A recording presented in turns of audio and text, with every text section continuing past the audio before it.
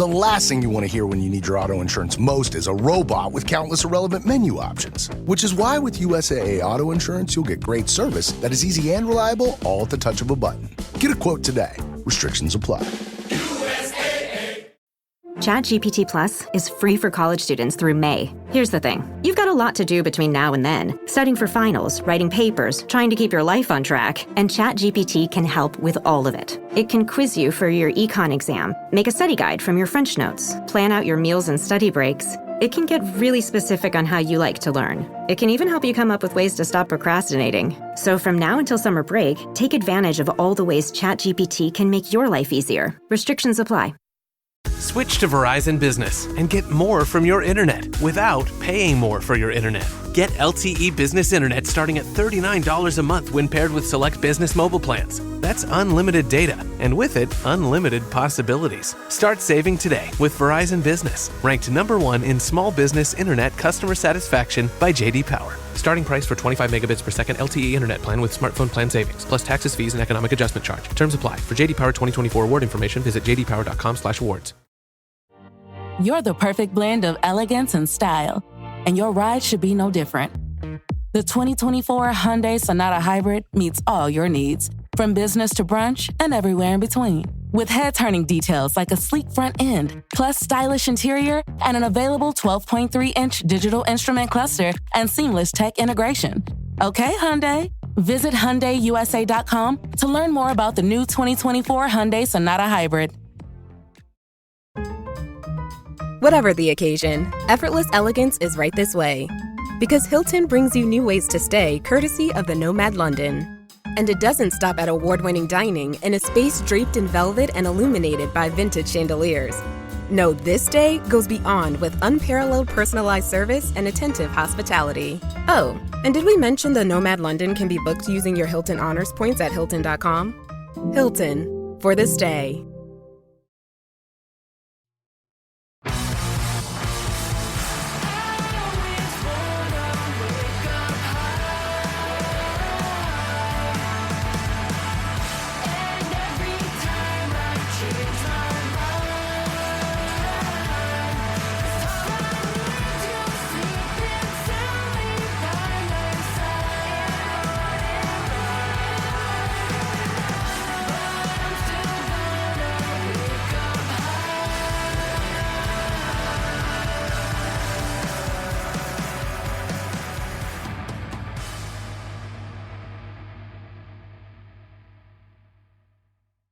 Hello and welcome to Islanders Anxiety from Lighthouse Hockey and the Fans First Sports Network.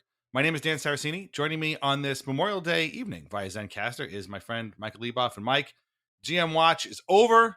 The Islanders have their man. And as I completely incorrectly predicted last week, they announced him on Memorial Day weekend, which was surprising to me as it happened as my wife and I were on our way out of town.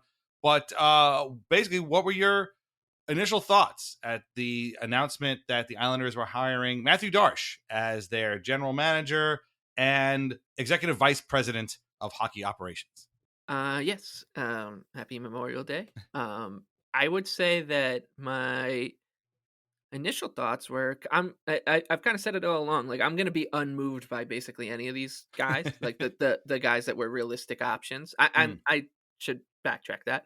I would have been unmoved by any of the original guys that they seem to be zeroing in, not including like the guys that they swung and miss on. You know who I'm talking about, the triumvirate of Yarmo, Bergevin, and Darche. I just thought that they're very normal, kind of like the milquetoast final three. You know, like the guys coming in for the final interview in basically any sports general manager search. I don't think it's just hockey. Like, yep, you got the old hand, the old hand, the other old hand, and then the new guy. And you know, that's kind of, I think, what the PR consulting firm would say you should do. Hey, make sure you end up with one of these, and one of these at the end, and you can here's the pros and cons you can give, and you just stick to that. And when you fire them in 3 years, then you can go with the other version. And we can just keep bouncing this ping pong ball back and forth.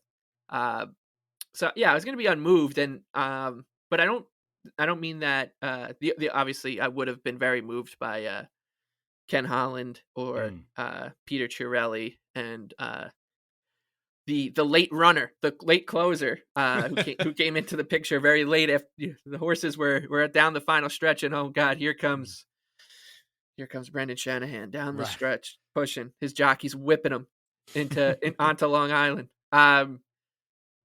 So yeah, I mean, and I don't mean that in a bad way at all. I don't mean like that I'm mad or about the hire or anything. Like I got no idea what this guy's gonna do, none. Yeah. And there's no track record with someone with Lou.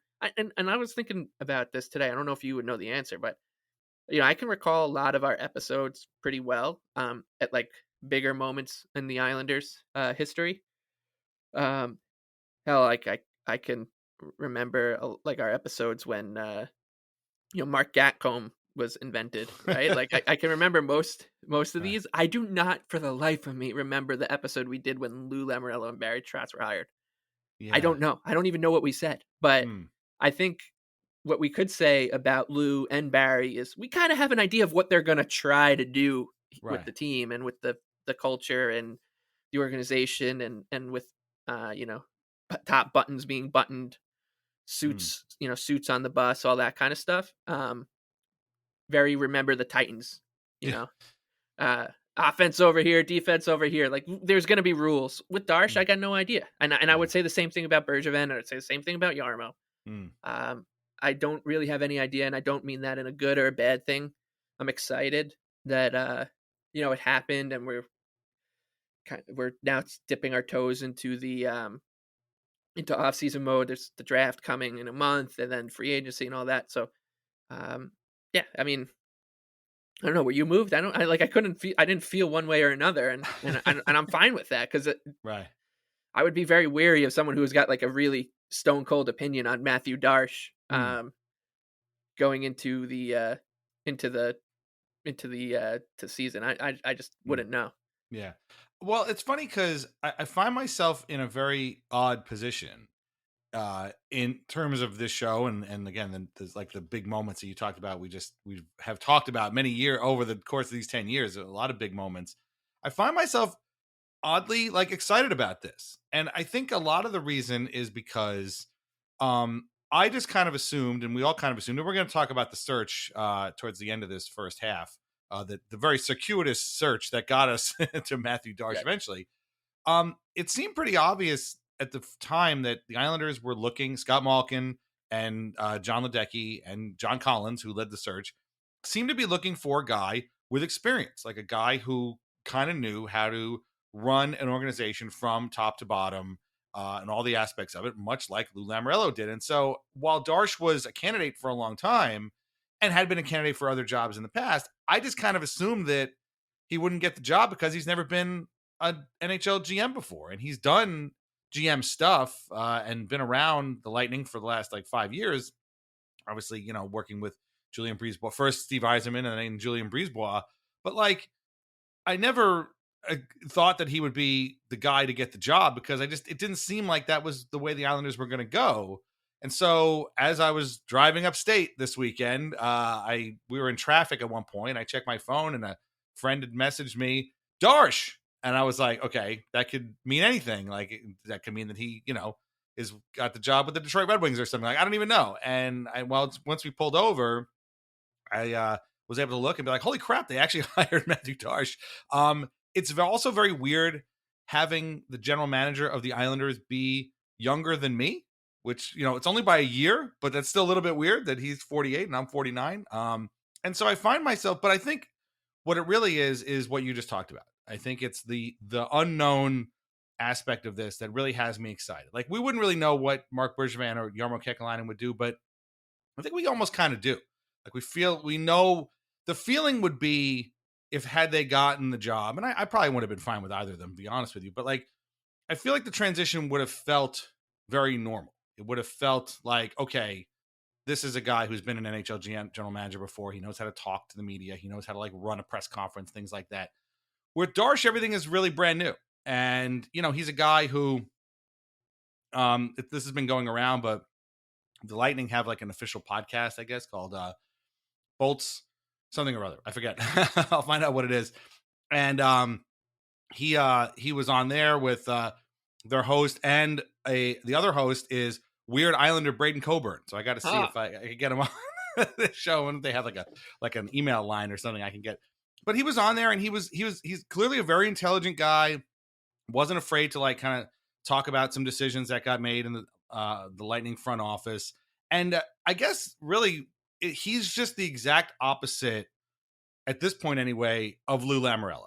You know, he's younger, he's more open with the media. Obviously, I mean, he's doing a podcast in the first place. You know, he came up in a certain way that Lou didn't come up. Whereas Bergevin, Kekalainen, even like Jeff Gorton, even Ken Holland, even Brendan Shanahan, like they all kind of have a lot of connective tissue between them and Lou. Darche seems to be like completely an original person of his own, sort of his own accord and his own person that is not connected with Lou at all. And so I was kind of surprised that he got the gig. And now I find myself actually oddly excited about this. I know people have reservations. We're going to talk about them. People are mad that he's been on the job for 72 hours and he hasn't fired Chris Lamoriello or John McClain yet. And people are already mad about it because he hasn't walked around the Islanders office going, you're all fired. Like Morgan Freeman and Lean on Me. Like, I don't think he's going to do that, but I do think that there's reasons to be excited.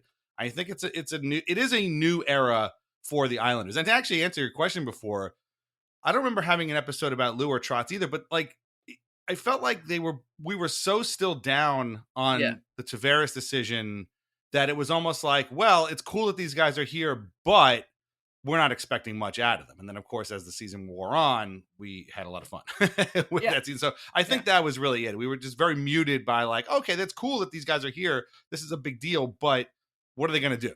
And then it turned out they had a terrific season. Turned out he's going to bring back Matt Martin, Leo Komarov, Val Filppula, Tom Kudako. Robin Leonard is here all and of a Robin sudden. Leonard. Huh? And it's going to work out like gangbusters. That was something else, man. Right. I actually saw a tweet the other day that like I was beginning to take a log back in 2018 of anybody who like badmouthed the Islanders in that summer. Be like, just in case. But I ended up with just one tweet. I must have just forgot about it. And it was from Mike Fail. And basically he's a buddy of mine. Yeah, the whole tweet was, wow, the Islanders have like, $20 million in cap space locked up in Val Filppula, Tom Kuhnhackl, and Matt Martin, and like just went down the list of all these guys that people were making fun of us for back then. He's like, I wonder how this is going to work out. The other day when I saw that I had this tweet, I was like, I might have to just reply to this now. Mike is a truly, truly nice guy. I gotta tell you, he's a good buddy of mine. But like he wasn't at the time. It seemed kind of odd, and then all of a sudden, it did. Yeah. I when those signings were made, likely once again because we were still mad about how the Tavares situation went out, we were probably like, this is what he's doing. He's bringing in fucking Leo Komarov to replace John Tavares. Val Filppula, really? Yeah, okay, he's still in the league. Yeah, right. Like I don't know. I don't remember any of that. I don't remember having much of like I just wasn't excited at all that season. Right. And I think that's what it, and I think that's to your point, right? It's it's not, and maybe I'm putting words in your mouth and I don't mean to, but I don't know if for me, at least, it's not excitement. Like, oh, I'm pumped for, I wish the season started tomorrow. I mean, I do kind of already wish the season started tomorrow, but not for this reason. Like, it's not that kind of run through a wall excitement. It's more about, I'm excited for the fact that I have no idea what's going to happen. Yes, exactly. There's no contracts in a drawer right now. And as much as I love Lou, like, and I still love Lou, and I hope he's around just because he's hilarious. Like, it's just, he's a hilarious presence to have around. I saw a clip the other day of Thomas Hickey talking, like someone asked him, like, what's your best Lou story? And he's explaining how he changed his number from 14 to 4. And Lou, like, just, he put it perfectly in the interview. He's like, Lou's just around. Like, he's just always around. He'll just like pop in through a doorway somewhere. And he did that to me and Clutter. We were sitting in the locker room and he came up to me and just out of nowhere, he just goes, hey, so what do you think about your number 14? And he's like, I don't know. I like that number. He's like, I kind of want you on a lower number. And Hickey was like, okay. And then Clutterbuck apparently gave him some stick for not like sticking up for himself with Lou. But Like I love that is a thing. Like this Right. guy is such a maniac and such a character that that's happens. I kind of want that to keep happening, and I don't care if it's just to the owner group now. Like everyone else can grow beards, but you see the owners and like the front office still have to be clean shaven because Lou's just doing that. I don't know. How I just want him involved in some way because I don't want to know life without Lou Lamoriello really anymore, the character. But and as much as I love him, I would like, it's nice to have no idea what's coming, right? It's nice to know, hey, we're gonna on July 1st, the Islanders might be the first team to announce a contract signing, Right. or it's just not going to be dumped. The first signing isn't going to be Tommy. Here's a graphic with Tommy Alberline picture on it while like everyone else is signing. Oh, look, there's Jonathan Marchessault and Steven Stamkos going to the Predators. Islanders signed Tommy Alberline to be the new assistant coach, right? Like there's those days will have a little bit more excitement to them in their own way. So that's the kind of excitement I have. I'm not like, oh, I'm excited because I think this guy's going to have the Islanders, in contention right away. They're going to blow the doors off the NHL. Right. That's not what I'm feeling. Well, I think it's also because it opens up a window now, and in a way, it's almost more relaxed now, right? Like I don't want to say that this next season doesn't count because obviously they all count, but like we don't know what he's going to do. We don't know how this season is going to play out. They have guys on contracts that they might want to move. He might come in and look at this roster from an outsider's perspective and be like, this guy, and this guy need to get out of here. When did Marcus Hogberg come back to the NHL? Yeah, exactly. Who is Mark Gatcombe like that? Why was he playing so many minutes late? Like, we don't know what his thoughts and feelings are. And so, again, I'm not by any stretch of the imagination saying this is a throwaway season. It is 100% not a throwaway season, but it's a season of experimentation, of understanding, us understanding him understanding the roster that he has been dealt with, the organization that he's been dealt, and he's going to have to figure out all that stuff. And, who's been here? Like, I'm sure the first person he's going to talk to is a lady we've mentioned a lot on the show, Joanne Holloway, who has been here since Bill Torrey was here, right? So she's going to be the first person he's going to meet, and she's going to be like, here's the deal, and he's going to run down the whole deal for him. And Kerry Guider, who's been there since Garth Snow was there. So like it's Mike Milbury actually, since he's been there. So like somebody's going to ask him, hey, what about the radio crew that just got let go before the just at the end of the season? So he's going to need to find his way. We're going to have to find our way through him. And then hopefully at some point we will come to an understanding. If he opens up on July 1st by signing Mitch Marner to a big contract and signals that, the Islanders are a player now, well, maybe the contract is too much. And everyone's like, oh my God, what are you doing? And maybe it's not. And it's like, oh my God, what a coup. So we have no idea. It's just an ultimate blank slate. It's just a big old blank slate. And I feel like, again, I would have been fine with Bergevin, honestly, probably, or Yarmo, but that's because I kind of felt like these guys are going to get a new job at some point anyway. Like Ken Holland, I would have been less into, given how his tenure in Detroit ended and what happened in Edmonton. The Jeff Gorton thing is really weird. We'll get into all that in a little bit. But I feel like Darche is the ultimate blank slate.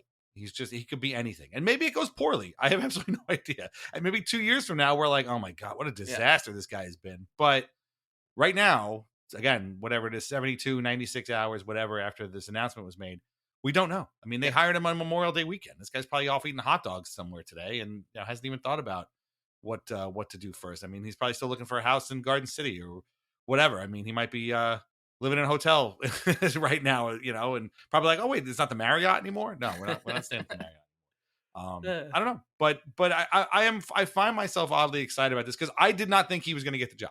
Like that's, I think, the other thing too. It's like, A, it's a blank slate, and B, I never in a million years thought that he was going to get the job. And it's funny because I haven't seen a single, I'm on Blue Sky these days. I'm not really on Twitter. So like, I know the complaints from Islanders fans. I get it. But like, I haven't seen really anybody that isn't an Islanders fan say anything about this. Like, it's not like, oh, wow, that's pretty cool. Or, oh, wow, that's surprising. Or, oh, this is dumb. Why would they do that? Which is usually the tact people take when it comes to the Islanders. But I feel like had they hired Bergevin or Kekalainen, and again, no disrespect to those guys, it has nothing to do with those guys, you would have seen a lot more like, wow, stupid Islanders taking a stupid old man, this stupid job from another stupid old man. Like, So I haven't seen any of that. I haven't seen any reaction whatsoever to Darche being hired, which is also kind of odd. Yeah, the reactions have been more about like here he deserves this from like longtime Right. members of the media who he probably texts all the time, right? Like when he's Right. we're gonna have to teach him to put, like Noah Dobson, Matthew, you're gonna have to put your phone away. Right. I don't want. But that's I don't want another thing. Like, are we going to start hearing him brought up on 32 Thoughts? Well, Matthew Darche is a tough negotiator, Kyle. Like, are we going to hear that? I don't know. we're gonna try to make sure that does not happen. I don't need Pierre LeBrun rumbling around Long Island, right? Right. Exactly.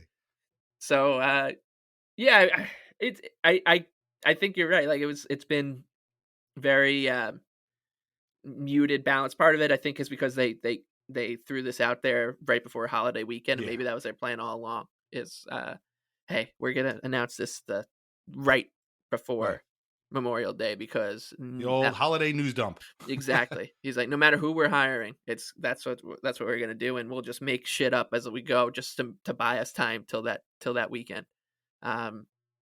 But so I think that's part of it. The other part is because I don't think there's any way you can know.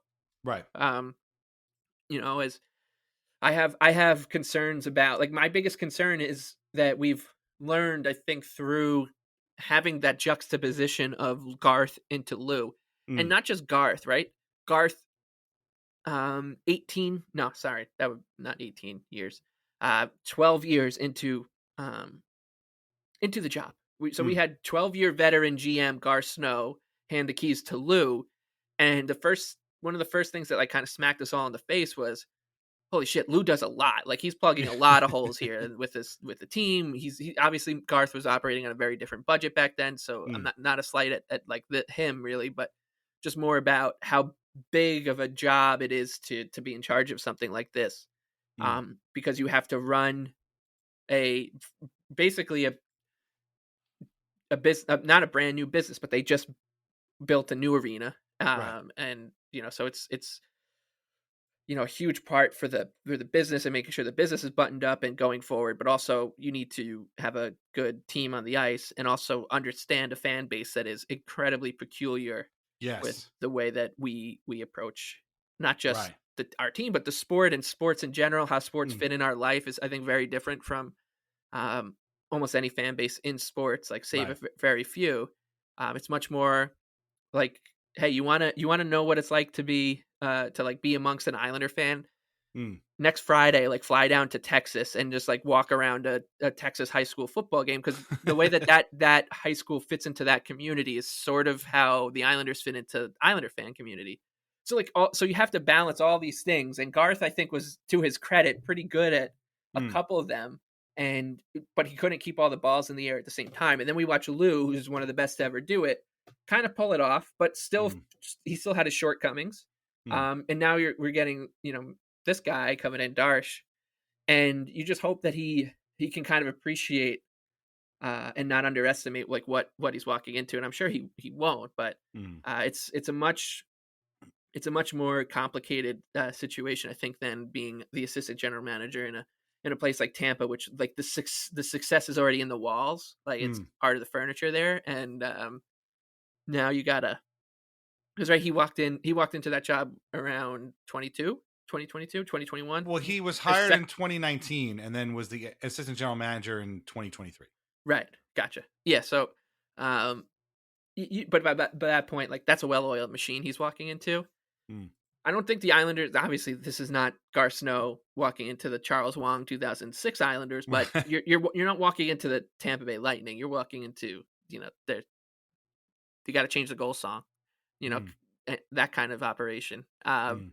So I do, that's like my main concern, is that he doesn't realize just how kind of different it is to be the general manager of a team like the Islanders, where you're going to have to like keep pedaling to keep the lights on at some points compared to the Lightning. Like, when you walk in and someone's probably taking your coat off your back, and well, beautiful view out your window. Like, oh, you had beaches on your out your office window. There's the Cross Island Parkway, bud. A lot of honking. Just get used to it. And I mean, I am concerned about how he kind of navigates the fan waters here. It's like, we have been, as a fan base, we've been abused, we've been mistreated. We're like wounded animals. I always say that, we're kind of scared of people. We're very quick to jump and bite and stuff like that. And the Lightning have had a long-time fans, but I don't think they're the same. I don't think that they're like us at all. And I hope that he kind of understands that, because I'm a little bit afraid that he's going to be like, you don't want to take the fans too much into account, because as the saying goes, if you follow the fans, you'll soon be joining them as a general manager. So we don't want to do that either. He's got to have to make some hard decisions, but this is a fan base that likes to think it, has kind of a say in things, and hopefully they can get it. But it's not even just like the transition from Garth to Lou was kind of weird, in that, like, he was kicked upstairs by the Leafs. It became very clear very quickly that he wasn't going to want to stay there. He ends up, getting interviewed by the Islanders, and then immediately he joins them. And then he's just the president. He's like, we'll see what happens. And the next thing you know, Garth Snow and Doug Wade are fired. He's like, we'll begin a search for general manager. Oh, by the way, now I'm the general manager. So it was like, it's a very weird transition. But even still, like, that wasn't nearly as weird as Neil Smith getting the job for 40 days, getting fired, and then Garth Snow, who was the team's backup goalie, getting that job. Yeah. And it wasn't, that was weird. That was extremely weird. And it's going to be the weirdest it's ever been. But like, I remember when they announced that Mike Milbury wasn't going to be the general manager anymore, and he was going to go work for Wong somewhere in his corporate hierarchy. That was weird, because I was like, oh shit, it's over. Finally, it's over. Yeah. The Milbury reign of error is over. And even him getting the job, because Don Maloney was fired because he couldn't solve the Kirk Muller situation. So we're talking about 30 years of odd general manager transitions here. And in a way, yes, this search, and we'll start talking about it in a second. Yes, the search that got us to Darche was weird, but it wasn't nearly as weird as some of these other weird transitions to other general managers that this team has seen. At least I've seen in my time as an Islanders fan. The best way to put it is, we know it was weird because we were paying attention to it every day. Mm-hmm. But I think if you were to ask, people in the media who would check in, 9 a.m., be like, "Hey, how's it going with the Islanders? Anyone hear anything?" And, nothing yet. Like, I don't think that people above, or off the island realize that shit got weird. It's just we did. Whereas, like you said, the Neil Smith, Garth Snow situation, everybody knew how weird that was. As they didn't hold back. What was going on, and then the Lou situation was more of like, oh wow, Lou, especially because he was coming from Toronto to the island, and the Islanders had to quickly navigate the Tavares waters at the same time. So the Islanders were kind of this part of the center of the universe for a little bit there. So like people's heads got seriously turned there, but here it's just not. It's as we talk about the search, like there were some really strange things that go on, and if you're like losers like we are, and you're paying it, you're trying to read the tea leaves through everything, and paying attention to nothing, like nothing's happening, and you're like, oh, I got to check my phone to see if the Islanders, something new came out of the Islanders, like I did 4 minutes ago, and and nothing happens, but if you were one of those freaks like us, that just by mapping out how the situation started, where it got taken to, the twists, the turns, the weird rumors that got out, the little, like, the army of newsbreakers that have emerged on Long Island, just out of nowhere. Like, did the Lido Kosher Deli just break that the Islanders are interviewing someone? I think they did. Right. It's you just don't know. But if you were paying attention to that stuff, things got weird. Yeah. But you're also, if you're of a certain age like we are, that weird was like almost like a warm blanket at night. That was nothing. Like, I didn't think much of it, to be honest. Yeah, it was just weird. It was just like, oh, and I said to someone's like, when, like, they could have hired this guy 4 days ago, 4 days into the search. I was like, yeah, but then they would be like the fucking Dallas Stars or the Nashville Predators, right? They'd be a normal team. The Islanders are, they're not going to do that. They're not going to look a gift horse in the mouth, right? They're just, they're going to look that gift horse in the mouth, and then, or they will look the gift horse in the mouth, and they'll walk around the block, think about it, smoke a couple cigars in the Eisenhower parking lot, and then be like, oh, okay, I'll take the horse. I'll take the free horse. No, that's exactly the way to do it. Because again, I didn't think anything of it. I mean, people kept saying, "Oh, it's weird, it's crazy. There's all these twists and turns," and I'm like, I don't know, man. I saw the backup goalie get made a general manager after 40 days after they hired another guy to be the general manager who had led the Rangers to a cup. Like, that's all. That was really weird. This didn't strike me as any weird. By the way, for more on Neil Smith's 40 days as Island general manager, check out Weird Islanders podcast. We had a great talk. But yeah, so the search started out. So Lou, I guess the announcement came out, I think April 22nd, that Lou's contract wouldn't be renewed and he would be, be moving on from the team and his role as general manager and president. And basically it had a couple of stops. The first one was Ken Holland, who was available about a year after he left the Edmonton Oilers.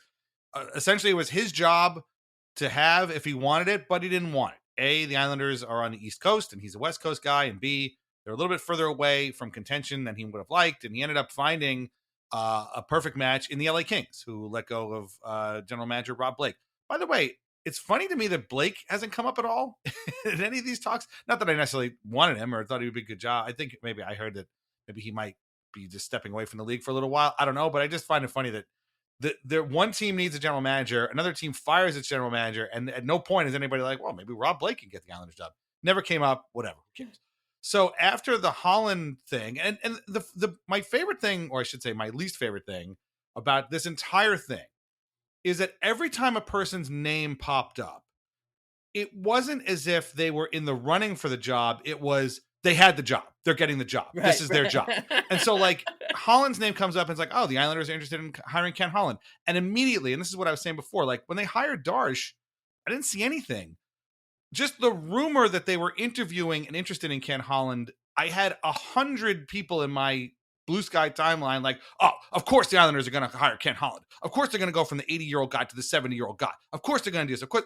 And I was like, wait a minute, hold on. I was like, what are you even talking about? And then I find out it's Art Staples like, oh, they're talking to Ken Holland. That's it. They were talking to him. I don't even know if he said that. That was it. Anyway, Ken Holland didn't get the job, despite the fact that for 48 hours in April, he had the job and he didn't want the job. The next stop was Jeff Gorton, who was the president of hockey operations for the Montreal Canadiens. They wanted Gorton. They wanted to talk to Gorton. The Canadians were like, no, he's our guy. Back away. This kind of bugged me because this seemed to me like sort of like rich guy posturing. Like, oh, I want that toy. Well, you can't have it. Well, I want it. Well, no, but you can't have it. It's mine. Like, it's kind of like that. So that kind of bugged me. And also like, yeah, okay, fine. Jeff Gorton ran the Rangers, but and the Canadians are good. We talked about it. I feel like we had this exact same conversation. Like the Canadians are a good team. The Rangers were a good team under Gorton. He's the guy who sent the letter and the whole thing. I don't know if it's really like, I mean, say what you want about Ken Holland. Like he does have some hardware on his resume, including that year, having taken the Oilers to the Cup final. So the Gorton thing didn't really, move me one way or the other, but I just kind of found it funny that they were so adamant they wanted to talk to him and the Canadians were like, no. And good on them, I guess. I want to stop here and get your final thoughts on these two guys. Because honestly, as much as I would be okay with any of the other guys we're going to talk about, except for one we'll get to in a minute, I don't know if I really would have been as enthused about these two guys as I am currently about the guy they ended up hiring, Mathieu Darche. Yeah, I just feel that way almost about everyone across the board, right? Like I said, I the guys that I really like, Holland, whatever. Like Gorton to me would have been. There would have been like a nice extra kick to it just because Ranger fans are now like, why did we ever get rid of Gorton and go to, take and hire Drury? Drury stinks. When a year ago when he was blackmailing the Sharks to take Barclay Goodrow, I was like, give this guy a statue right now. Right. Like, I'm so happy we don't have Gorton anymore. So I that's that would have been fun, but I don't, there's no, once again, there's no, when with the last couple guys that we've hired, we'll park Neil Smith to the side, but Garth and Lou, and I guess you can sort of throw Milbury in there, but that was so long ago. But Garth and Lou, Garth, it was like we know what to expect because in that we have no fucking idea what's going to happen next. Right. Like we just hired the GM, the goalie, the backup goalie to be the GM. The Islanders might be playing in like a floating arena next year, but like they're announcing crazy shit. So why would they stop with this? And then with Lou, it was almost the exact opposite, right? With so with these guys, whether it was Gorton, whether it was Darche, whether it was, Bergevin, whoever, Rob Blake, I would have been like, I have no feel for what these guys mean at all in the big picture. Like, I don't think that with Garth, it was introducing chaos. With Lute, was sucking out all the chaos. With anyone that has been mentioned, maybe save for one guy that we'll talk about, I don't know what they're introducing to the plot. And that's how I kind of felt about, Gordon and everyone else too. Yeah. Yeah. No, that's true. I mean, again, it's none of these guys are really all that exciting. But those two guys, I definitely wouldn't. And I'll actually, to make a point I wanted to make this entire time that I keep forgetting to do, is that the last time there was like this groundswell for a GM to be anointed, well, it's actually happened 2 times in a row, I would say, and both times it's been the same thick-rimmed fucker, right? Thick-rimmed glasses wearing fucker, right? It's been Kyle Dubas. When the Leafs hired, kicked Lou upstairs, everyone's like, they're gonna bring in Dubas. They're gonna bring in the guy who's gonna win. He's gonna win a Stanley Cup and the Nobel Peace Prize in the same year. Like, he holds the door open for ladies. This guy's the best, right? His grandmother's on Twitter. She loves him. My God. Oh, he's got a secret handshake with Mark Masters. And then when the Leafs fired Dubas for lying on national TV, and the Penguins were like sniffing around Dubas, even though he said he's not going to pop up somewhere 2 weeks later. And 2 weeks later, the Penguins hired him. I was like, this is the guy. This is such a good move. Like, Leafs lost, Penguins gain. Sid is probably doing backflips, which is my way of saying, like, I guess because I saw that, the last thing I wanted was to get a candidate where I'm like, people are telling me this guy's a genius. You're gonna love him. Get the pom-poms out, because that's a dangerous game to play. Right. Was anybody doing that when Bill Zito was hired as a Florida general? No, sir. Right? Like, oh, this is such a good idea. Right. No. Right. In fact, I remember one very vociferous tweeter from The Athletic saying that the Panthers firing Andrew Brunette after a President's Trophy winning season to hire Paul Maurice is like, fireable offense or whatever. It's an all-time bad decision. Yeah. Yeah, exactly. Yes. And that's so good. Yeah. Exactly. Right. Like that's the last thing I kind of wanted. That's true. Yeah. It sets up expectations that are most likely going to go unfulfilled, as the Penguins have as well. But yeah, so it started with Holland and Gorton, and then it moved on to a trio of obtainable guys who are all kind of, 2 having been general managers before, 1 assistant general manager. It was Kekalainen, it was Bergevin, and it was Darche. Now, Kekalainen was kind of here and gone. Apparently, they interviewed him, didn't go very well. And then they talked to Bergevin, they talked to Darche, they talked to Bergevin again, talked to Darche. This is where things start getting kind of weird, because at some point, somebody somewhere kind of floated the idea, and again, Art Staple had this as well, that maybe they were considering hiring both of them in some sort of co-GM thing, which, made my stomach turn. Again, having literally just talked to a guy who kind of went through this thing. We don't need to go very far to find that this would be a very bad idea. And I tried to remind myself, okay, just because somebody said it doesn't necessarily mean it's going to happen. And apparently it dissipated rather quickly. And this was around the time when they started to zero in on Darche as their pick. But then something seismic happens. Seismic. The Maple Leafs are bounced from the playoffs once again. Brendan Shanahan, his contract is up and he's not going to be retained by the Leafs, and the Islanders swoop in and decide to interview him. And again, much like with Holland, much like with Bergevin, much in a little way with Gordon, it was like, oh my God, the Islanders are bringing in Shanahan. Oh my God, Here we go. They're bringing him in. It's a done deal. They're bringing him in. And at first I kind of got caught up in it. And then I had dinner. Completely caught up in it. Caught up in it. But then I thought about it after eating dinner, and I was like, okay, why would Brendan Shanahan even want this job? Like, he doesn't need the money, right? He took the Leafs job after never being a team president before. Remember, he worked for the NHL. He took the Leafs job because he grew up a Leafs fan and wanted to bring glory back to the Leafs. He has no allegiance like that to the Islanders. In fact, he probably has a lot of animosity towards the Islanders after his playing career, in a lot of cases playing against the Islanders. Like, the Islanders have a fraction of the resources that the Leafs have. They're going to need a lot of help on the ice. They're going to need a lot of help off the ice. And there's just no incentive for this guy to do jack shit with the Islanders or otherwise. Like, there's no reason for this. And the connection was, well, Shanahan knows Lou from many years ago and whatever, fired him once. I was like, he already fired Lou. Why would he succeed Lou?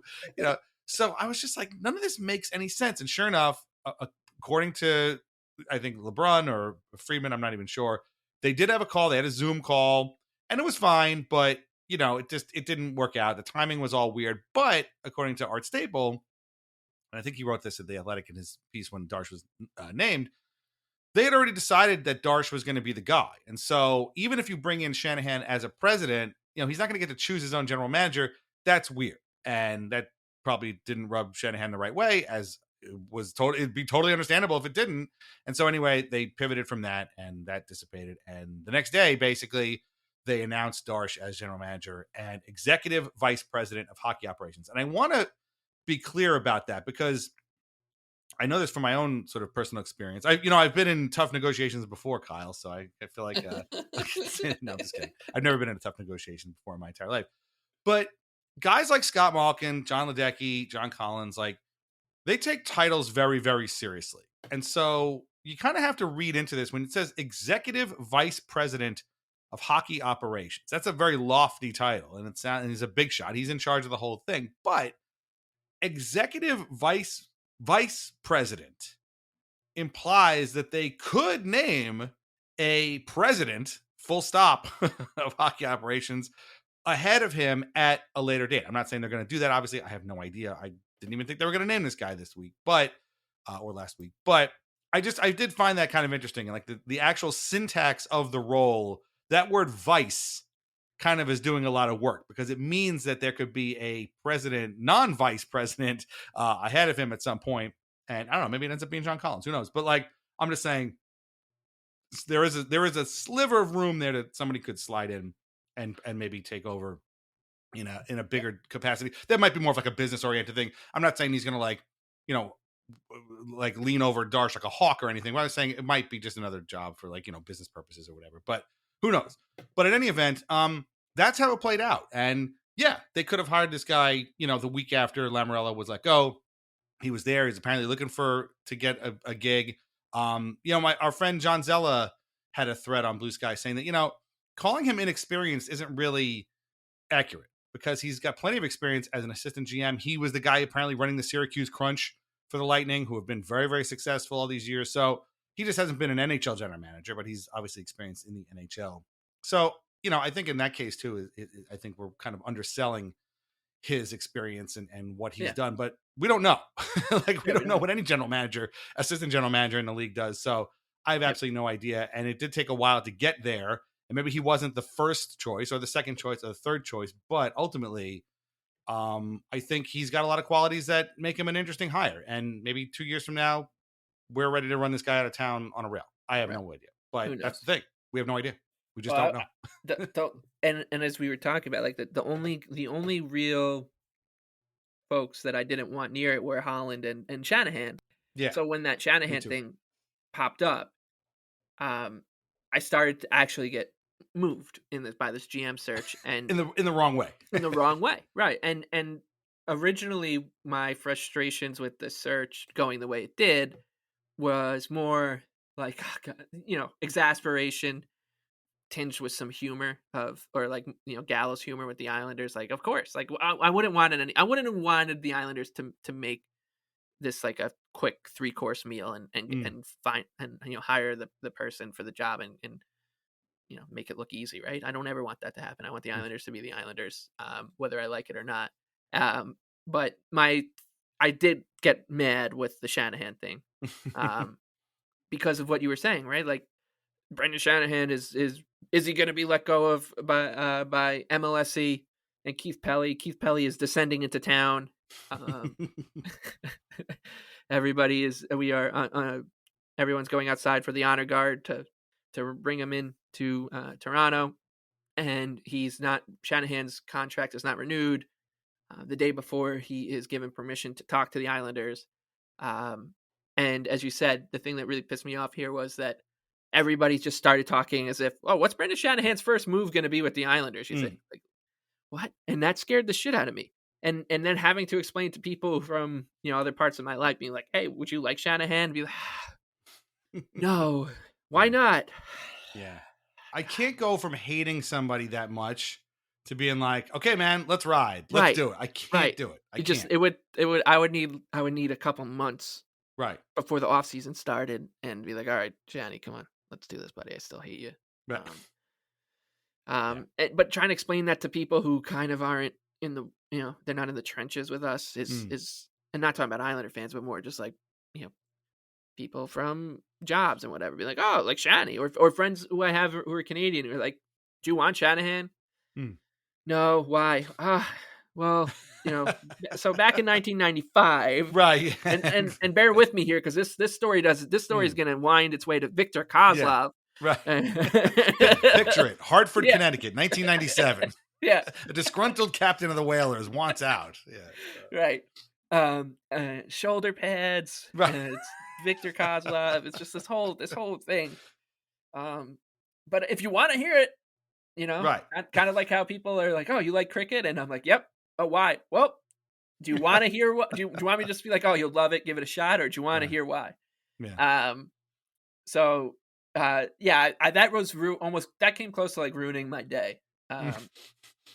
But like everything else in this offseason, and trust me, my outside of the Lou situation, of course, for me, but like my antenna is certainly up about this. Like outside of everything else in this offseason, I should say, things are kind of breaking in the Islanders' favor and a little bit too much. And that's really making me nervous. Because they, obviously the lottery, they avoid Ken Holland, the way the Leafs go out. Knock on wood, there could be another of our bitter rivals falling pretty soon here too. That the fact that the Shanahan thing wrapped the way it did was really wonderful, because it ended. It was like a Band-Aid getting ripped off. It went from being, oh yeah, Brendan Shanahan's going to be the Islanders' president of hockey operations, and he might take both jobs. He might, screw co-GMs. Yeah. The new rumor is that Brendan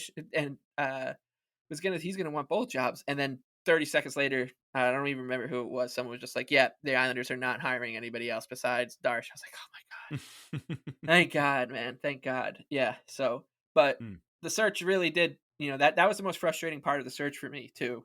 Like there were certainly other elements where you could tell the Islanders were sweating it out, and Kevin Weeks is like tweeting, like having a little having a tantrum. Yeah.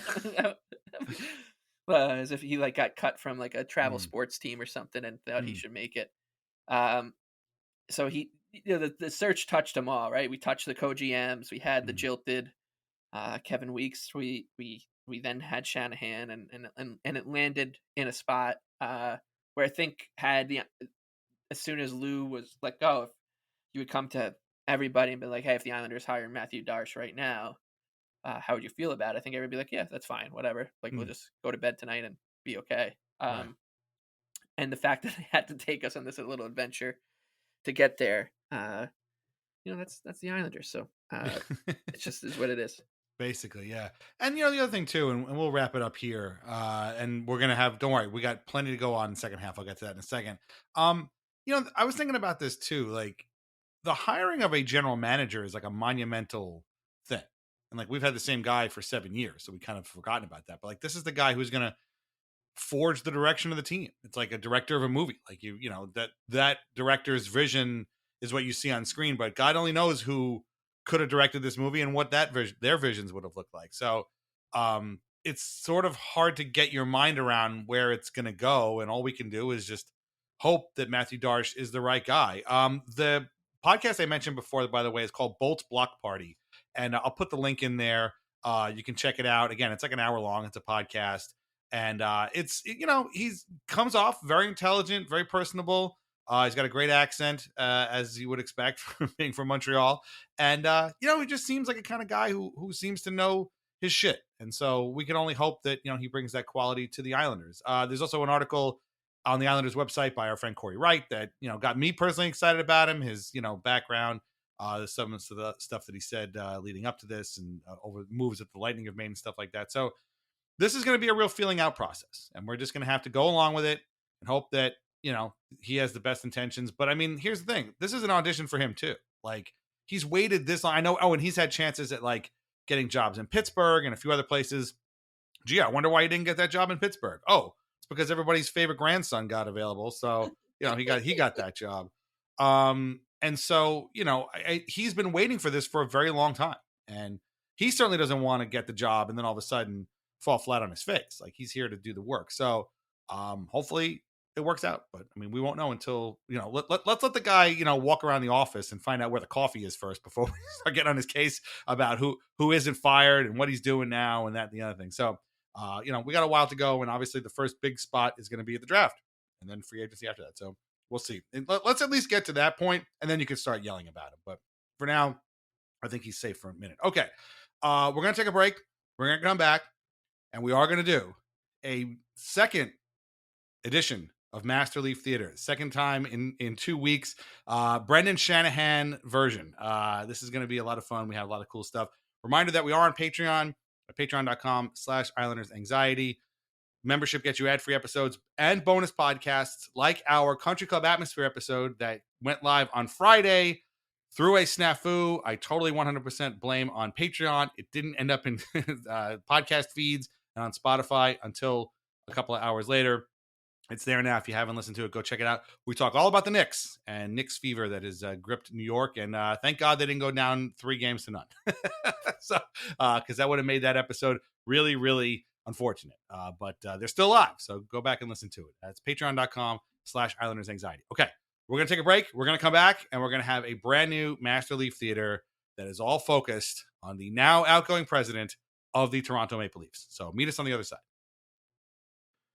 And now a word from our sponsors. First is always VintageIceHockey.com, where you can get t-shirts, hoodies, jerseys, and more featuring over 100 classic hockey logos. Vintage Ice Hockey now carries a full line of Islanders Anxiety merch featuring our blue and orange brain logo, as well as our Al Arbor and the Island shirts. And as always, our portion of the sales go directly to the Center for Dementia Research. That is VintageIceHockey.com. Try wines from the Pinot Project. They offer a Rosé, a Pinot Grigio, and a Pinot Noir that was named a Top 100 Best Buy by Wine Enthusiast magazine.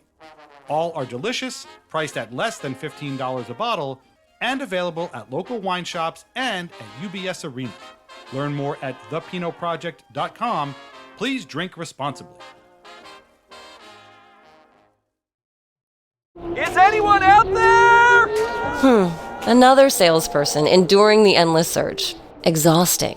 If you want to get right to the right conversations, you need LinkedIn Sales Navigator. Whether you're looking for new leads or strengthening existing relationships at your top accounts, get right to the right conversations with LinkedIn Sales Navigator. Try LinkedIn Sales Navigator now with a free 60-day trial at linkedin.com/trial. That's linkedin.com/trial. Terms and conditions apply! The new McCrispy Strip is here. Dip approved by ketchup, tangy barbecue, honey mustard, Sprite, McFlurry, Big Mac sauce, double dipped in buffalo and ranch, more ranch, and creamy chili McCrispy Strip Dip. Now at McDonald's. Ba-da-ba-ba-ba. This episode is brought to you by PetSmart. Stop by for Yappy Hour with your pet at PetSmart. Save $5 on walk-in grooming services like nail trims, ear cleaning, brushing, and more. No appointment needed every weekday from 2 to 6 p.m. And while you're there, Yappy Hour includes exclusive in-store deals, like 25% off pet toys. Visit services.petsmart.com/grooming to learn more. Are your business expenses playing hide and seek? With Uber for Business, the small spends that slip through the cracks, like rides and meals, go right where you need them. Because it integrates with leading expense platforms, you can say goodbye to surprise costs, missing dollars, or chasing receipts. Everything's track-downable. Uber for Business. Make small steps that make a big impact. Learn more at uber.com/small steps. This episode is brought to you by GM Genuine Parts and AC Delco. Get the most out of your vehicle with GM Genuine Parts and AC Delco original equipment. The only parts designed, engineered, tested, and backed by General Motors. You can find your perfect fit for most makes and models and choose from 3 tiers of parts, including GM OE or gold and silver aftermarket parts. Visit gmparts.com for more information. Some real quick scheduling notes before we get into our Master Leaf Theater. So this obviously is a bit of an emergency episode. We weren't planning on this, but the Islanders made their announcement, so here we are. On Thursday is the next edition of Dan's Islanders Book Club over at the Patreon. It's about maybe my favorite book by this particular author who we've covered before in the series. So check that out. I still have to figure out what the picture I'm going to take is going to look like, but that comes out on Thursday. And then on Friday, we have a brand new episode of Weird Islanders, the podcast. That is a much more traditional episode, and it was strategically placed in this particular spot. I think people are really going to enjoy it. It's about a guy of recent vintage who wasn't here very long, but boy, was his tenure eventful. So check that out on Friday. It's a great episode with one of our favorite guests. So Weird Islanders, the podcast, coming at you on Friday. Okay, so last week we had our Master Leaf Theater, of course, celebrating yet another Leafs elimination. Today, it is elimination of a different sort. And so we bring you a very special Brendan Shanahan-focused edition of Master Leaf Theater.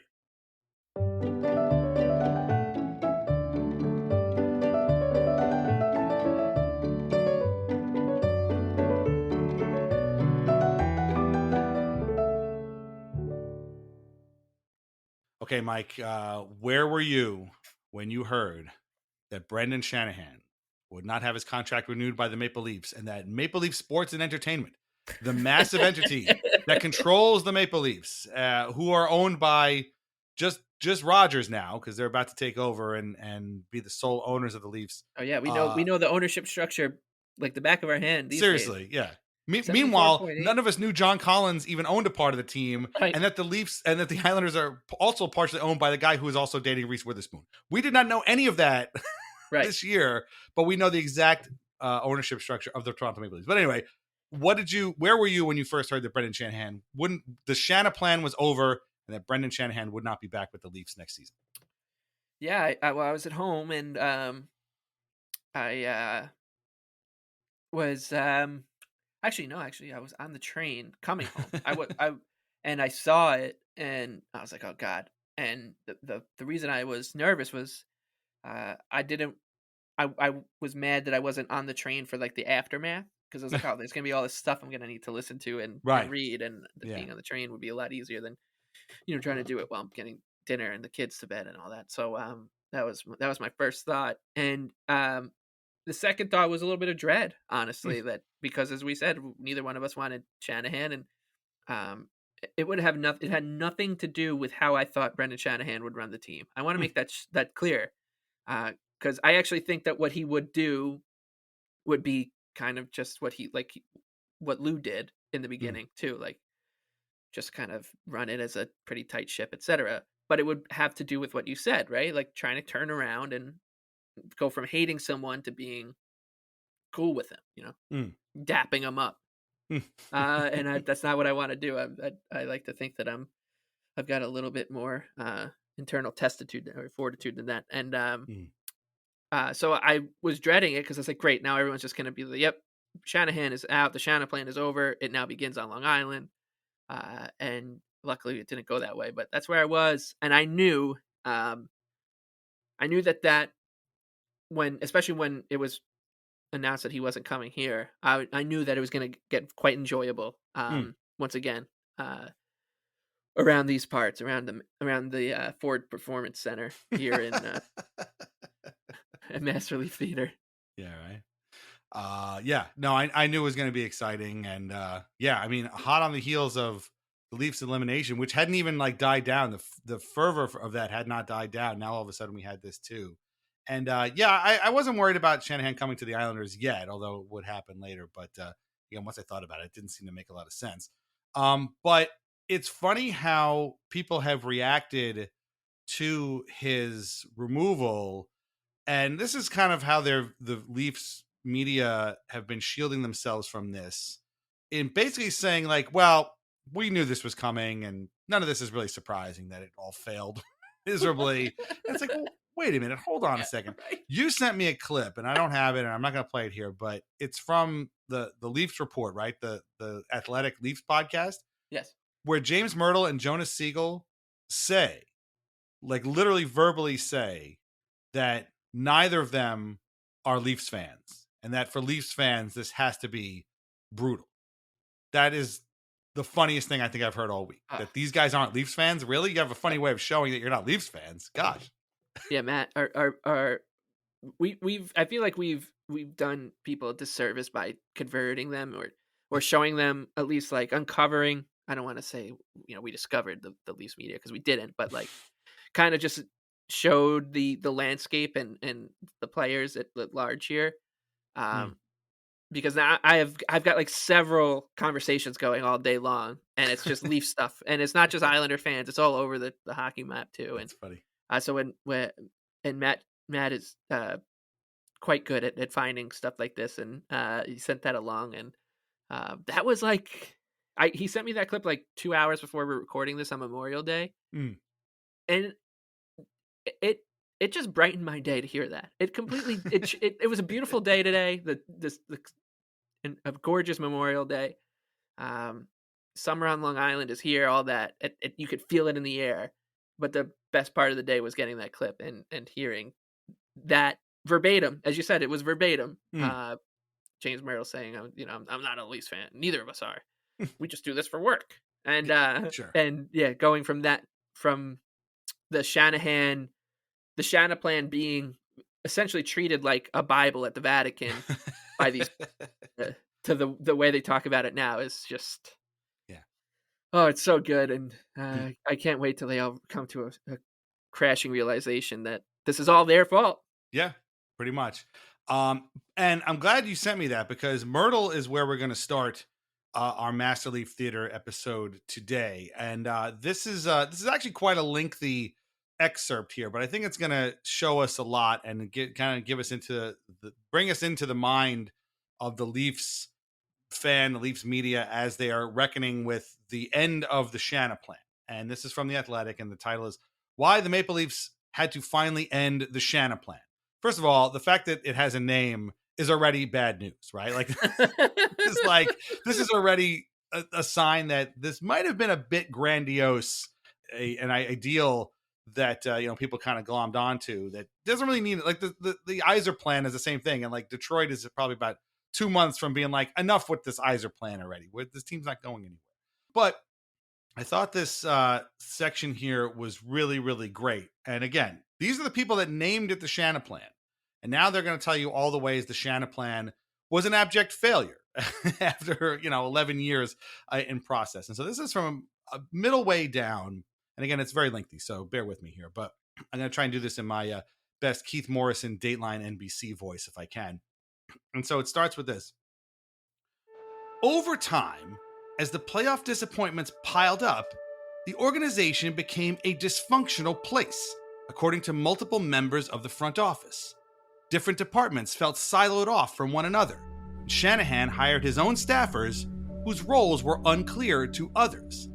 Some of that confusion is likely due to the Leafs' bloated organization chart, with various hires from previous regimes still in place among a staff of some 100-plus people.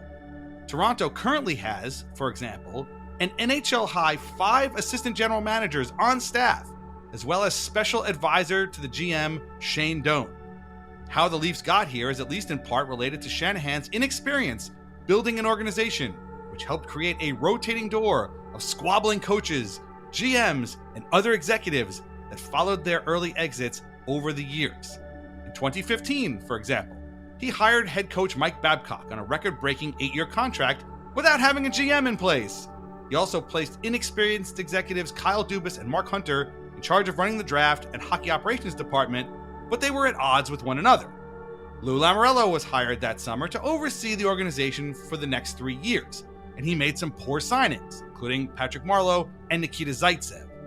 And his somewhat authoritarian style meant little mentorship of those under him was taking place. That ultimately led to more infighting and staff turnover. In 2018, Dubas, then 32 years old, took over as GM under those less than ideal circumstances, which resulted in more glaring mistakes, such as trading away the team's 13th overall pick in 2020 in order to dump the Marlowe contract. Parentheses, the Carolina Hurricanes later landed star forward Seth Jarvis with that pick. The Leafs front office upheaval kept coming. Hunter quit after Dubas was promoted. Dubas and Babcock butted heads almost immediately, which led to the coach's firing early in an ugly 2019-20 season in which Toronto could have missed the playoffs if not for the pandemic shutting the year down. Along the way, the Leafs continued to add more staff and executives, building out, among other things, the largest development and analytics staffs in the NHL. That's a lot. I apologize for the link. But my first question to you is this. Did we hear any of this at all? At any point in this whole stupid thing? That these guys were fighting, there was infighting, there were butting of heads, there's bloated departments, nobody's talking to each other. Did any of this ever come out anywhere? Because I don't think it did. No, absolutely not. I mean, but that's to the point. One of the overarching themes of this entire endeavor is that one of the points we try to get across here is that these guys in season write about the Leafs as if the winning of the Stanley Cup is inevitable. Like I'm writing these articles as we are moving the plot line forward towards the Stanley Cup parade in Toronto in June. So then when they come crashing out of the playoffs in hilarious fashion every year, these guys are like, whoa, like what happened? Like, how did this happen? How did we get here? Isn't that a thing you hear all the time on these podcasts, like these obituary podcasts is, okay, like let's break down how we got here. And I'm pretty sure I've heard James Myrtle say it like, well, let's peel it back so we can show everyone how we got to this point. And then he goes into these details and I'm like, what is this guy talking about? Is he gonna get to the part where the Maple Leafs paid all these guys a lot of money and they all just shrink in the most important games of every season for the last 9 years? Is he gonna talk about the collapse to the Montreal Canadiens? Where was all this when the Leafs were choking away Game 7 after Game 7 against the Bruins? Nowhere. It was because you, not you, and not you, our dear listener, you being James Myrtle, were talking about how they need to run it back because Dubas's plan is infallible. Like this is just, they got unlucky. Wes McCauley was calling the game. What were they supposed to do? Win? Were they supposed to beat the Tampa? You go try to beat the Tampa Bay Lightning with Wes McCauley calling the game. It's never going to happen. What are they supposed to do? Score on Unis Korpisalo? Did you see how he was playing that night? Because of the playoff structure, good goalies are going to get, played against, and it's hard. It's hard to beat good goalies. Yeah. I know. It's right now it's that, oh man, look what the Panthers are doing to the Hurricanes. Like the Leafs actually were in the Eastern Conference Finals against the Panthers. Now the new thing too is that actually it's the pandemic's fault. Yes. Because it caused the salary cap to stagnate and the Leafs were screwed. They're the only team that dealt with the pandemic. That's the only team that was ever affected by COVID is the Leafs. And they're the only team that had a stagnant salary cap. So of course they got screwed. Right. Yeah, and I love that when that is brought up, they're like, they just signed all these big deals. Gave out all these big deals to these players. They signed John Tavares right before the pandemic. I don't think so. There's a couple years there, but like that's the point, right? They're pointing to a million different directions, and now all of a sudden we're talking about like business org charts. Right. We're doing like a company-wide reorg, and that is who is to blame here. And it's Shanahan's fault that another thing we heard all the time under Dubas was that it was so great that he invested in these departments, that he built out the analytics department, he built out the professional scouting department. And now it's a huge problem. The Leafs are losing because they have too many employees dedicated to their success, right? Who is reading this and being like, right? Yeah, this is a great story, man. Yeah. You want to do there's an accounting firm down the block. Can you do them a favor and write about their company org chart and try to figure out what the problem is for them too? Who should get fired and how bloated their departments are? Yeah, this has got to be, and I don't mean this as a slight towards your reading of it, which I really enjoyed. This has to be the most granular bullshit I've ever read in a sports article. This is Right. an article about sports. Why am I reading about bloated departments here? Right. Like, Yeah. And like, he didn't I blame mean, the housing crisis of 2008, but we're like getting there. We're getting yeah. there. And like, I have no doubt that the Leafs are bloated and they have a lot of people working there, and one department what doesn't work talk to the other, because dude, we all work in offices like that where one department doesn't talk to the other. This happens. You ever been to the DMV? There are people sitting next to each other that don't talk to each other, right? Like, I totally get that. But how does the Leafs having a bloated front office with departments that don't talk to each other explain Bobby McMahon having 3 assists in 13 playoff games? Like, what? What does one thing have to do with the other? Dude's got 3 assists in 13 playoff games. That's his 3 points. No. Come on. What? Yeah, that's Janet from accounting's fault. Yeah, exactly. She'll also cop the blame on Steven Lorentz not making a move on this breakaway. Exactly. If only McMahon had 20 goals this season. Like, come on. Anyway, so I'm reading this. I've read this like 3 times now, and it's incredible. It's incredible how the knots that these guys have tied themselves into to absolve anybody of any blame whatsoever, especially Kyle Dubas. Right. But we've talked a lot about Shanahan. We've talked a lot about Dubas. God knows that. But we have a new character to add to Master Leaf Theater, and it is Maple Leaf Sports and Entertainment CEO Keith Pelly, who has burst onto the scene. He's the guy who let Shanahan know that he wouldn't be coming back. He had this very long press conference announcing their intentions about, whatever, winning a championship, yada, yada, yada. And if you thought that was granular bullshit, wait till you get a load of this crap. Because this guy came out and spewed some kind of hot air in front of these people for a long time. And the funny thing is, I'm not going to get into it because it's long. I don't really understand it. But a lot of the hot air that he was spewing had to deal with the PGA European Tour and the Toronto FC and the Toronto Argonauts, which have all been under the control of Keith Pelly, and apparently is somehow relevant to the Maple Leafs. And apparently people were coming in asking like Toronto FC questions, and Elliot Friedman was like, well, they don't really get a chance to ask these questions. Who cares? Take that to their press conference. This is a Leafs press conference. I got 2 things from Pelly here. Pelly, by the way, looks like Darcy Regier, like if he was like cloned, like if you remember what Darcy Regier, he looks exactly like him, which is kind of weird. And I got 2 things here. One, I actually read this to my wife before, and she just gave me this look like, what are you talking about? It doesn't make any sense. But I love stuff like this. And so I guess at one point in his press conference, Pelly says this, they're going back and forth about players and decisions and coaches and blah, blah, blah. And this is also from The Athletic. This is from Josh Cloak, but the story is just the quotes from Pelly. And Pelly says this, he goes, I'm not here to talk about individual details on players or such. I'm only talking about a grandiose, holistic plan of winning championships. And if that's what's needed and change is needed, we will make that change. Now, you're a smart guy. You know a lot about the world. You know a lot about the sports world, a lot about the betting world. You know a lot about a lot of things. So respectfully, to Keith Pelly and to you, I ask you, what the fuck is a grandiose, holistic plan of winning championships supposed to mean? I don't know what that means. I honestly don't know what that means. What does that mean? What is that supposed to mean? I'm at a loss for words. He's not.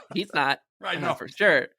But I can tell you that this unbelievable hot air that he's just releasing into the atmosphere was lapped up. Oh my god! Because you know that when Chris Johnston heard Yep. The grandiose, holistic approach to winning championships, he fell off. He was being helped up by David Alter and Mark Masters. Like, Chris, they're fanning him off with their little, He's getting the vapors. Yeah. You okay? You okay? Oh my God, that was just. Was Kyle Dubas just talking in front of us for a second there? I can't. Oh God, he's he's awful clamped. Right. Yeah, I have no idea, but I can tell you that he when he said that, those guys, levitated off their seats, because it's the exact kind of nothingness that these guys just love to eat up. And he was. You said it right. He's kind of burst onto the scene here. I know that Keith Pelly now is, like you said, he was the DP World Tour former CEO. He also was in charge of the Canada Olympics on TSN, I believe, and He also is, as you said, in charge of TFC, the Toronto Raptors, and the Argonauts, and maybe the Blue Jays. I don't know, but yeah. So I know all this about him, and I know that I know this because I get told every day who the CEO of Maple Leaf Sports and Entertainment is. And now I know that he's looking to, very ironically, I would say, build a holistic, grandiose plan, because to me, in my head, I would think, he's going to hire a lot of people for their hockey department. Yeah. He's going to bloat those departments. You thought those departments were bloated before. What do you see now? Right. Yeah, that's know those departments that were letting up goal after goal against the Florida Panthers. Yeah, he's gonna make them even more bloated, because it's their fault that Joseph Woll couldn't make a save in Game 7. It's funny. Yeah, I don't know, and one of the great parts of that day, I believe, was Shanahan was kind of confirmed not to come. Right before Pelly hit the stage, so it was like a kind of a quick bang of glee for me. I was like, oh, no Shanahan. Let's try to find the stream to the Keith Pelly conference at the Ford Performance Center, because I'm gonna need a cup of tea for this and really enjoy it. And so and he didn't disappoint, because he said stuff like grandiose, holistic championship, right? Like, yeah, that's exactly what I want you to say, man, because it doesn't mean anything. If he got up there and he was like, I don't know what happened, I got to figure out what's going on, what happened in Game 6 against the Hurricanes, or was more specific, I'd start to get a little worried that the Leafs were getting serious about shit. But yeah, keep throwing these platitudes of nothingness out there, and I don't think we have anything to worry about.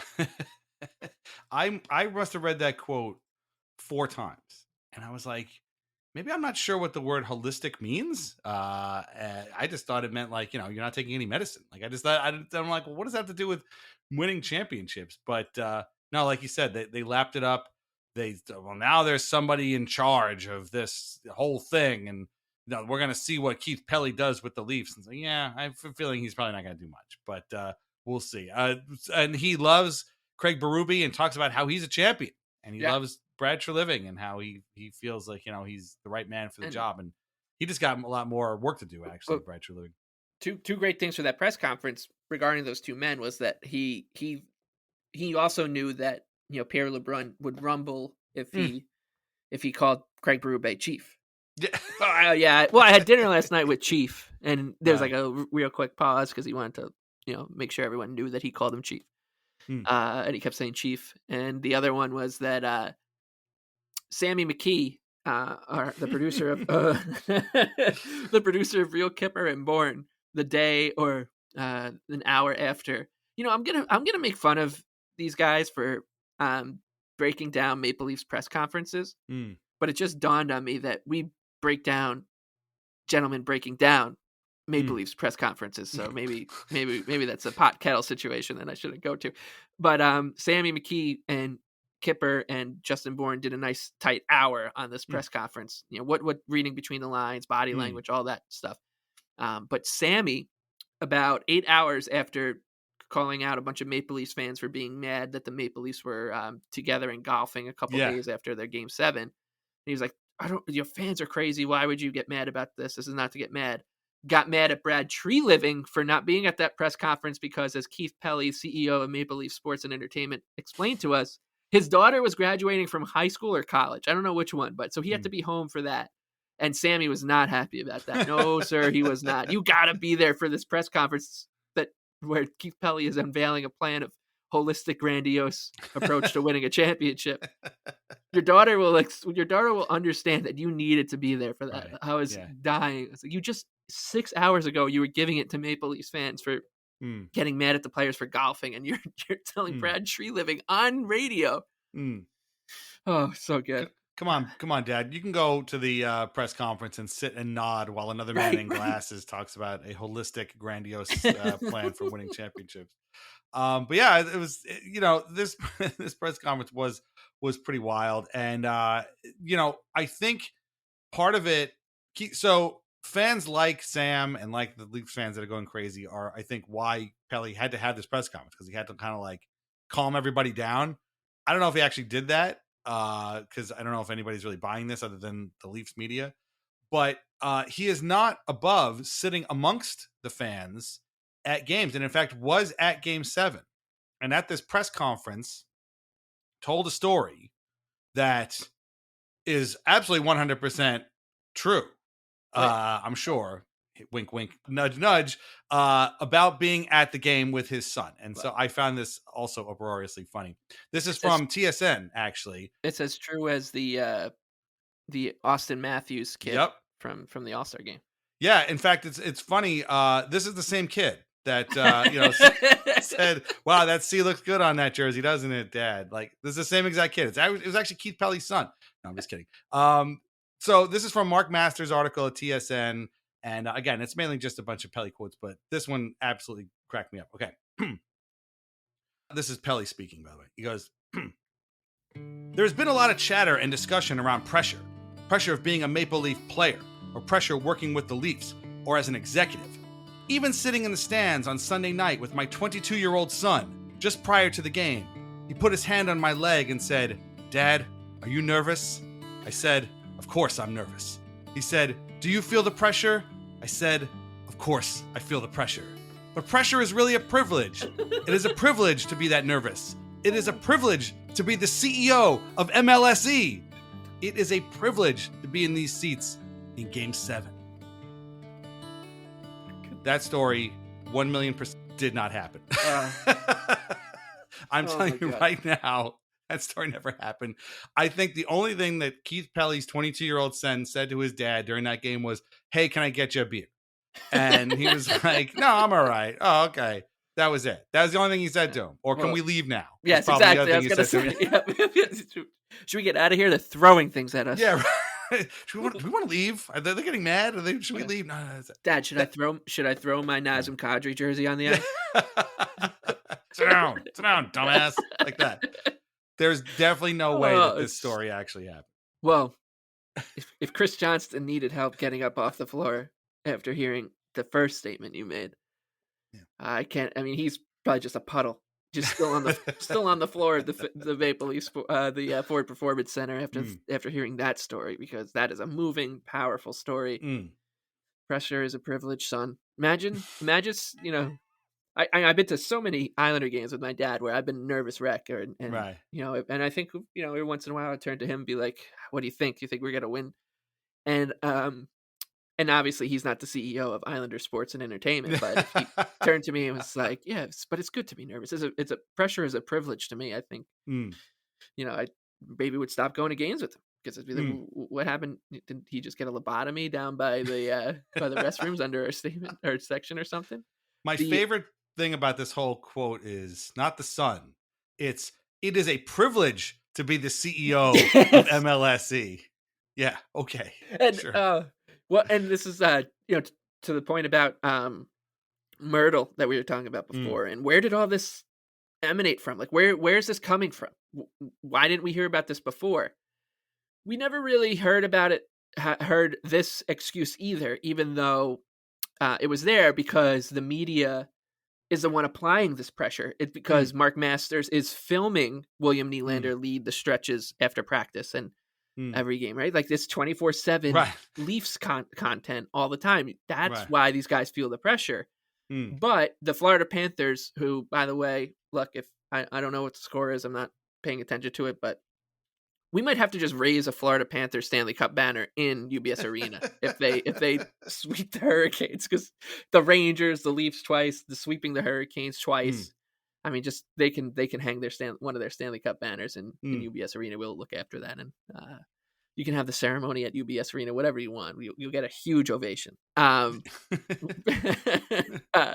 the Panthers turning this narrative on the Leafs was just an unbelievable bit of gamesmanship from the hockey geniuses down at Sunrise, and the media picking up on it is because they didn't really somehow.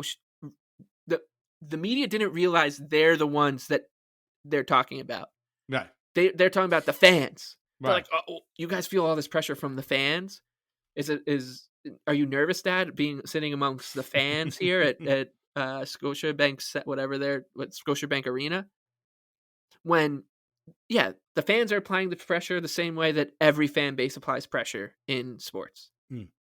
The media in Toronto is applying the pressure unlike any other market in any sport. And I truly believe that this is the most unique media echo chamber in all sports. Like, whether you kept hearing like, oh, do the soccer players in the Premier League feel the pressure?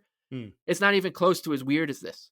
I'm not seeing Lionel Messi lead stretches after practice. Right. Right. Like, I'm not seeing that shit. I don't Aaron have Judge leads Yankees to batting practice. Right. Do you when you pick up Newsday, do you see that do you know whether or not Aaron Judge was wearing his shirt when he was talking to the media after the game? Right. You don't know because we don't hear it. So this is just the strangest of them all. And somehow the media were like, well, they're not talking about us. We're just doing our job. We're doing our job like we're supposed to do our job. They're talking about the fans. And I love that Pelly leaned into this in this part of the press conference. And I don't know if you have the other one where he talked about like the relationship between fans and the team being, there's like a rift between fans and players. Maybe. But this has been a big thing too amongst the media talking about it, being like, do you feel that the fans here are applying too much pressure? The players can't deal with the fan pressure. And the entire time I read or listen to all this, I'm like, it's not the fans. It's James Myrtle. It's Jonas Siegel talking about grieving. It's these fake 8-year-old kids asking about Austin Matthews at All-Star games. Like, it's you guys. When is one of these people be like, they mention it in passing sometimes, being like, oh, well, this is, a tough media market. But that's it. They don't go into, oh, well, maybe they're like this because of us. Yeah. And I'm not even saying they need to step back, because obviously they're doing the job that they're supposed to be doing at this point. It's totally jumped the shark. We're past the point of no return. But no one's like, well, maybe if, the media was a little bit less invasive here. Right. Because they're also mad about access now. Right. That they don't go on Real Kipper and Bourne. JD Bunkus doesn't have enough players on his team throughout the season. We only hear from these guys before and after games. Yeah, like every other goddamn team, every other team. But I'll tell you what, there's only one team that has so much access that I know who's leading the stretch every morning. Yeah. What are you talking about? No, there's not enough access. Yeah. Luke Fox is talking about shirts being off. Right. That's access. Yeah, seriously. Too much. That's too much access. That's why we have this, like, our podcasting career would be roughly 17 hours shorter if there wasn't this much access. Right. Do you mean this quote where he says, I think we have to be on a pathway to winning the Stanley Cup. I think the city has told us that. The media has told us that. We haven't won since 1967. You need the fans and the media to tell you haven't won since 1967? You don't have access to Wikipedia? Like, I don't understand. Anyway, there was a lot of great quotes from this, and the Mark Masters thing is free, so I highly recommend going over to TSN and checking it out, or just watching the thing. And I mean, listen, I know we're a little bit crazy about this stuff, and we're about to actually do our final Master Leaf Theater, I think, of the year. I'm barring any other stupid thing. Actually, that's not true, because if a certain player does not re-sign with the Leafs around July 1st, we are definitely going to be doing another one of these. So keep that in mind.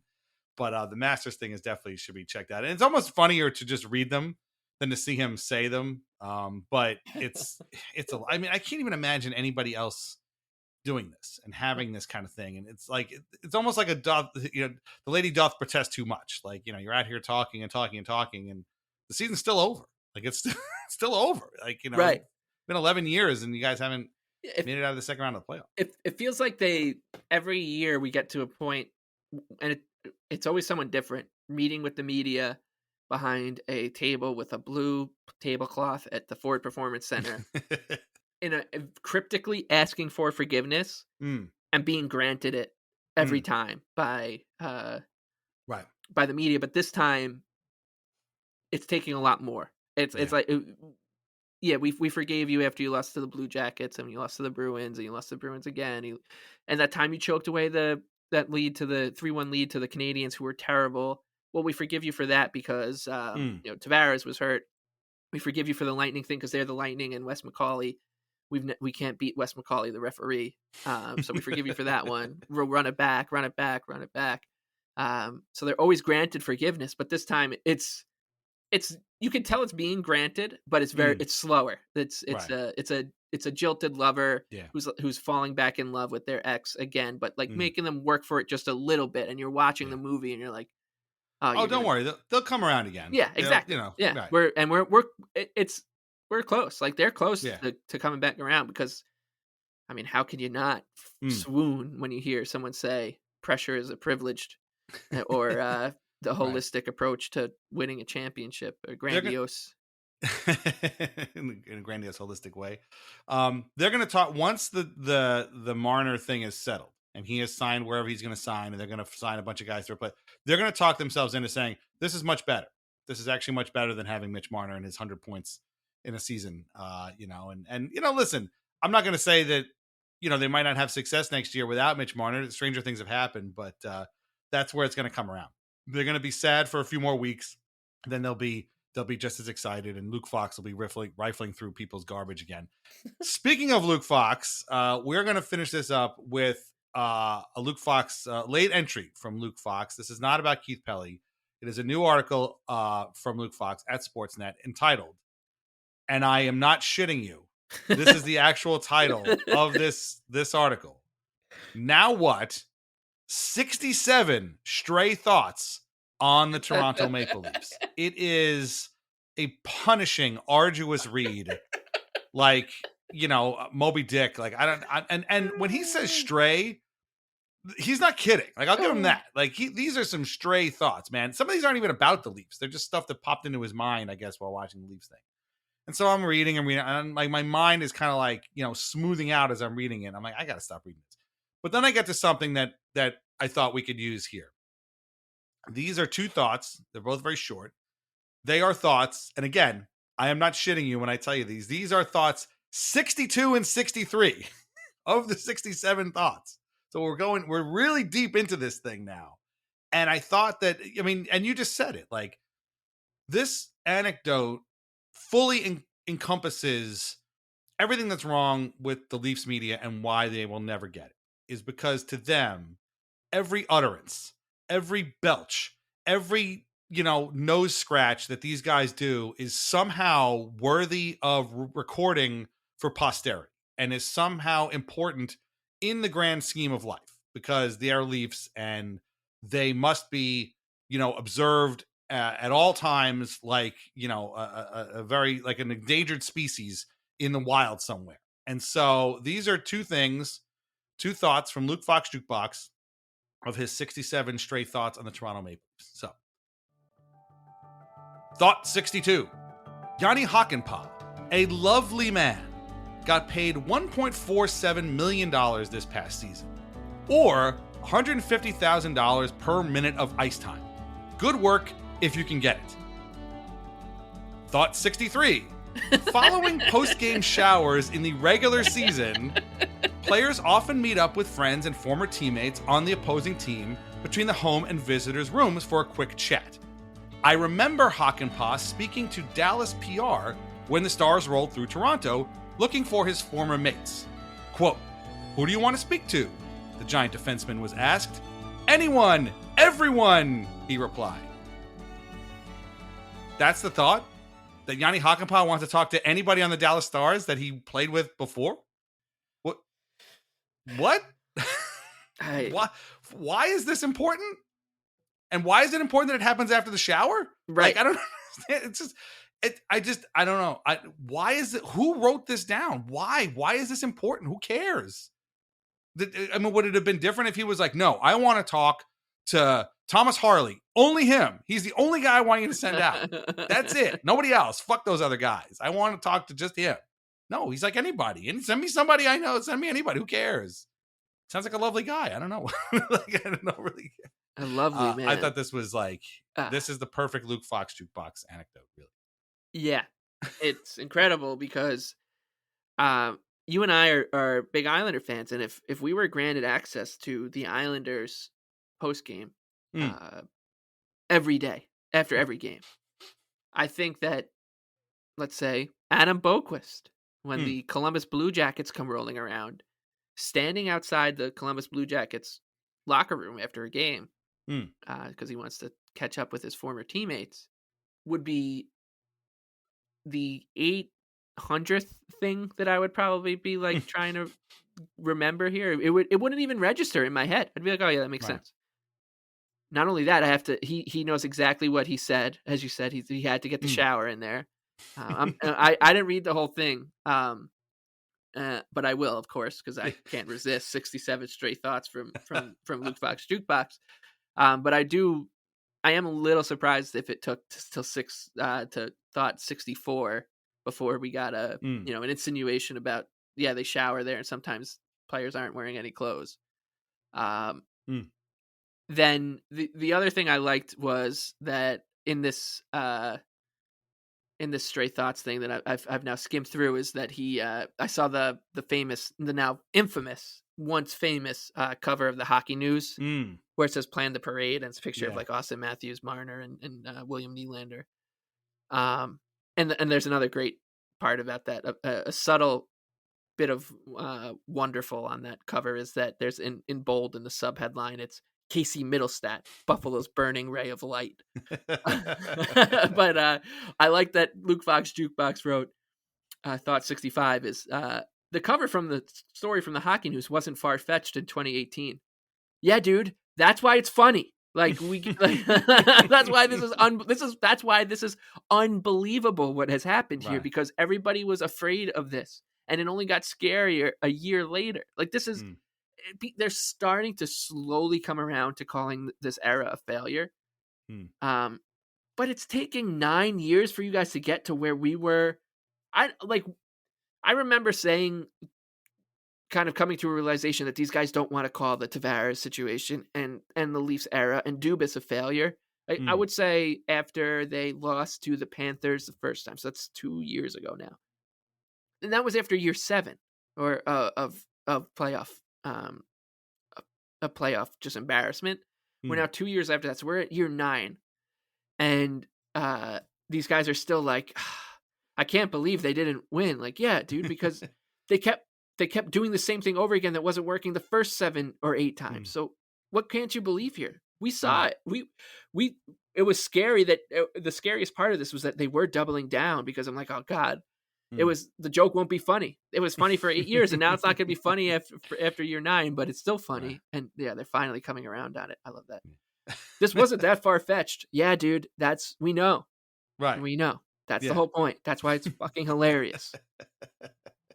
I mean, yeah, I know. It's my other favorite thing about every Luke Fox Jukebox article is how he peppers the text with tweets from Luke Fox Jukebox. Like he's includes his own tweets in the articles, as if to like, wow, well, look at what this guy's saying. Dude, that guy's you. That's like when a movie comes out, it's like, oh, this is a great movie. If that quote was from the director, like Tim Burton says, this movie's great. Tim Burton, this is a movie. What? Anyway, Keith, like right here, Keith Pelly. This is a tweet from Luke Fox Jukebox in the article by Luke Fox Jukebox. Keith Pelly, quote, "Chief changed the culture." Great stuff. Awesome. Yep. Anyway, okay. I get that not everybody loves Master Leaf Theater, but we love doing it, and a lot of people do enjoy it. We are going to probably put it to rest for a few weeks at least, until that situation I mentioned before resolves itself. If he resigns, well, we're probably not going to do anything, but we'll have to see what gets said. But I've got a sneaky suspicion we'll get one more in before we sign off for the year. Whether it's the Marner thing, another 8-year-old kid. Who knows? It's possible. But if you do love Master Leaf Theater, we appreciate you listening. If you don't, we're sorry, but we do love doing these, and they're too much fun. So that closes the book on yet another edition of Master Leaf Theater.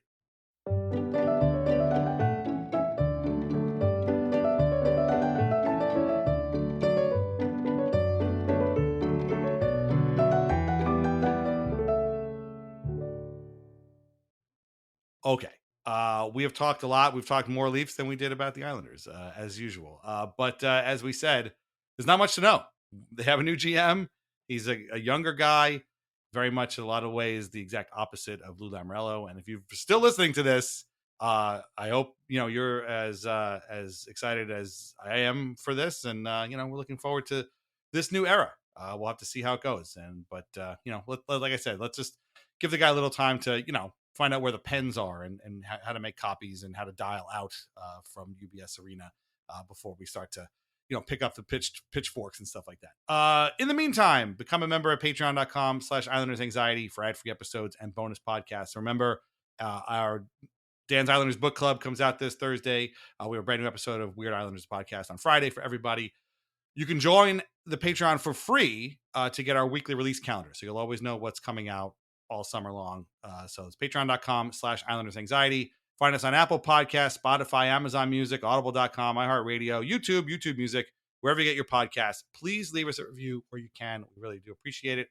Our theme song is Morning Haze by Family Dinner. Listen to more of their music on Spotify. Read Lighthouse Hockey every single day for your most up-to-date Islanders news and discussion. Islanders Anxiety Podcast are part of the Fans First Sports Network. Shop VintageIceHockey.com. Try wines from the Pinot Project. There's a couple of great podcasts out there already. I listened to the Isles House podcast before. It's great to hear Mike Carver again when he goes off on the Bridgeport operation. It's a real blast from the past. So that was fun to listen to. Also check out Skates at the Stakes. They did a great job. And I don't know if I mentioned this before, but Isles House did a great thing. It's on YouTube. Check it out, where they went through the Lamoriello era, year by year, trade by trade, whatever. That was really, really good. It's long. It's like 2 hours long, but listen to it. It's actually really good. And it's a reminder of Lou did a lot of good stuff for this team.